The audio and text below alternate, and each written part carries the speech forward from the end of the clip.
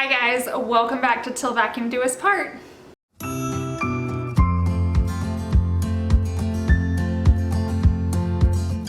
Okay, so today I wanted to go over some tips for you guys for decluttering. I have been getting tons of comments and video suggestions, and I keep putting it off because I didn't know how to film it. I kept thinking I need to show them how I declutter, but there's not much left to declutter my house.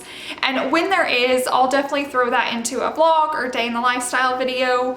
But currently there's not much I can do to film one, but I thought I would give you my 6 tips of how I declutter or how I work through it. So let's get into those.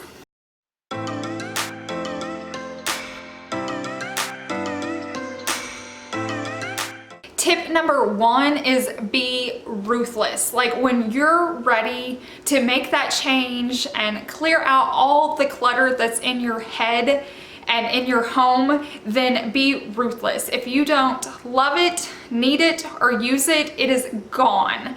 And that's my number 1 tip, is like, don't think, oh, I might need this in the future, or one day I might need this. If it is not currently something you look at and love, if you don't need it, or if you're not using it, if you haven't used it in the last year or 2, you're probably not going to, so go ahead and get it out of your home.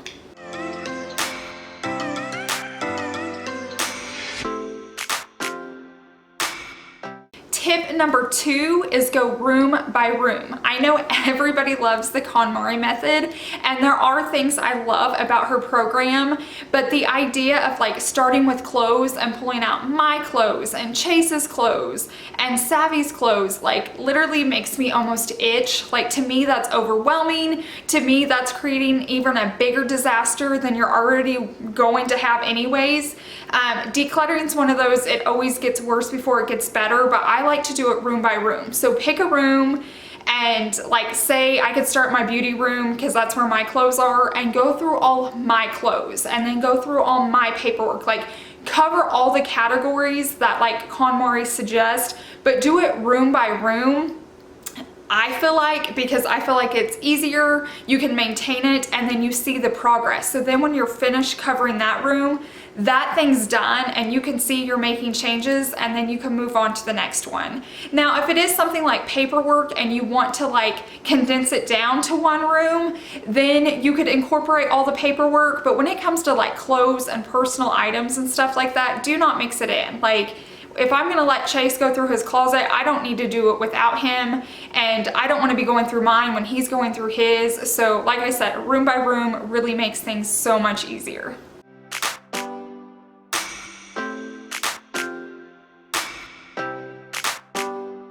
Tip number 3 is everything needs a home, and that's probably the hardest part, is making sure everything has a home, but that's also what narrows you down. So if you have a small house, you don't get to choose as many things. If you have a big house, my little tip is you don't have to fill up every drawer and every little nook and cranny.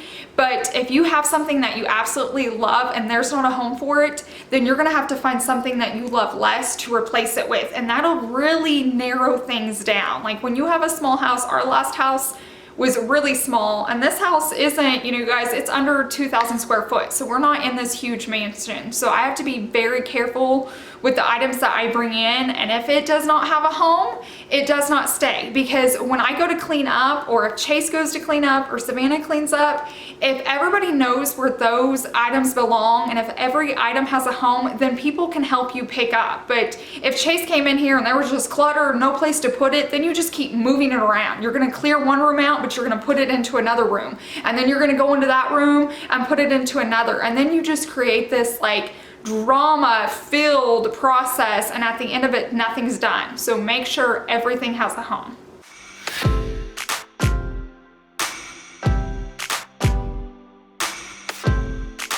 Tip number 4 is if you wouldn't walk into a store and buy it today, it's gone. And that's talking clothes, that's talking home decor, anything that you walk into a room and it just doesn't like light up your eyes, it doesn't need to be in your home. If it's just filling a void, get rid of it, so then you can be on the lookout for something that does bring you joy. And I even mean that with decor. Like I did that not too long ago. I looked around and I thought, I mean, it's okay, it fills the space, but if I don't love it, if I look in a certain area of my house and it doesn't bring me joy, then I need to work on that. And you can do that cheaply. You can do that with garage sales, you can repaint something.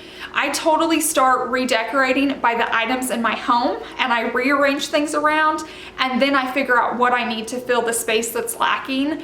But don't keep items just to keep them. I think that's just such a waste, and you should love your home. I don't care if it's a tiny little trailer park, apartment, a humongous mansion. Fill your space with items you love.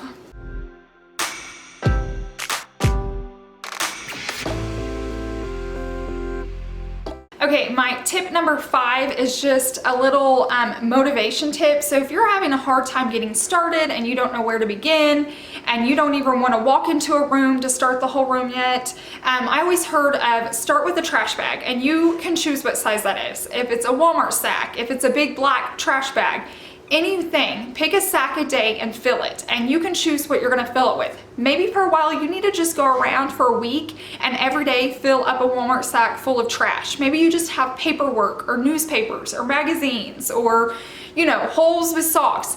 Fill up that bag a day, and then when you go to bed, you know you accomplished something. Yes, maybe you didn't have time to tackle a whole room, but you know you had a Walmart sack worth of items leave your home that day. It can also be, you know, a donation.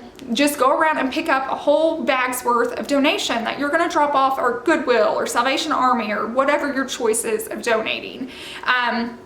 Or it can be, you know, just stuff you're gonna put up in your attic, or a whole bag's worth of what you're gonna sell. But you can choose that bag, or if you're like super motivated, you know, do a bag for each. Say, I'm gonna fill up a bag today of trash, I'm gonna fill up a bag of donations, and I'm gonna fill up a bag to sell. And like I'm saying, it can be a Walmart size. You don't have to like kill it. Some people can go into this just running and headstrong and just do the whole room or do that whole house and be done, but not everybody's that way. So if you want to just start with a bag, it's going to get you motivated, it's going to get you excited, and as you see those pieces coming out of your house and you clear out corners, it gets you going, it gets that ball rolling, it gets you excited to want to do more, and I feel like that's a really easy way to get going.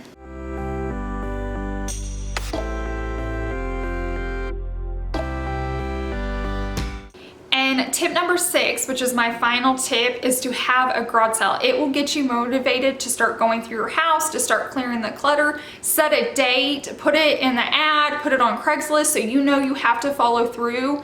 And I'm not kidding, every time, like say you're gonna do like a Thursday, Friday, Saturday thing, when you see how much goes on a Thursday, that Thursday night you get back in there and you start pulling more things, because not only are you clearing the clutter from your house, but you're making money, and that is just a win-win for me.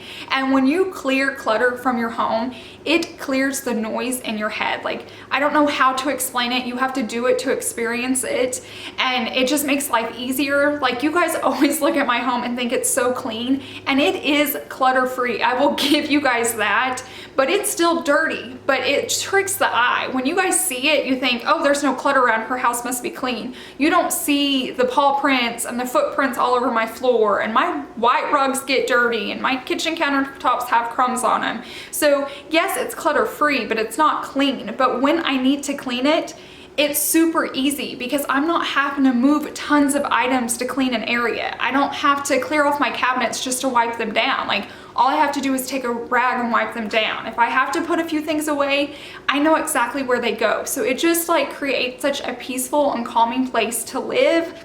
And I've always wanted that for Chase to come home to.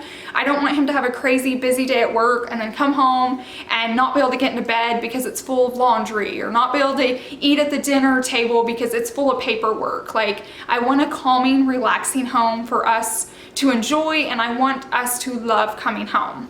So I really hope you guys enjoyed this video. I do have a video on how to have a garage sale, and I'll link that up below and at the very end of this video, so you guys can click on it and watch it, and it can help you get motivated to have a garage sale. I hope you guys enjoyed this video. Leave me any questions down below if you have any, and I will see you in the next one. Bye.